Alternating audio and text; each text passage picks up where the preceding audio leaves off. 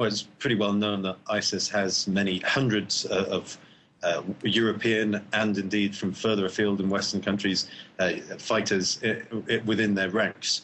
But they actually constitute a small minority of the overall number of fighters that they have. So that it does seem to be something of perhaps a message there that they might choose one of these Western fighters. He certainly seems to be a British man, going by his accent in any case, which sounds like a Southern English accent.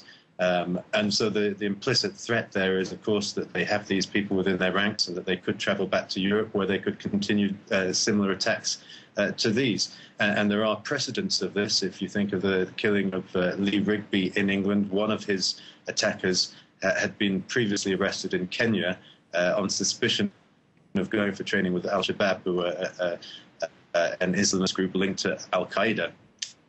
So, of course, the British authorities taking this very seriously. David Cameron has broken his holiday to travel back to the UK to be fully informed on the investigations that they're now carrying out to try and identify who this individual is and whether he is indeed British.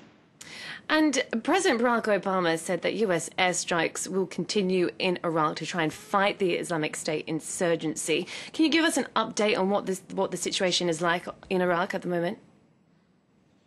Well, those airstrikes are continuing. There were actually, I think it was 14 strikes is what US Central Command said in around the Mosul Dam area, this dam which was contested just recently. The Peshmerga took it back, although there was clearly fighting in the vicinity. We were there just yesterday and we could hear heavy gunfire in the distance. So they obviously haven't secured the area, and those airstrikes have continued to assist them in that effort, it seems, just today.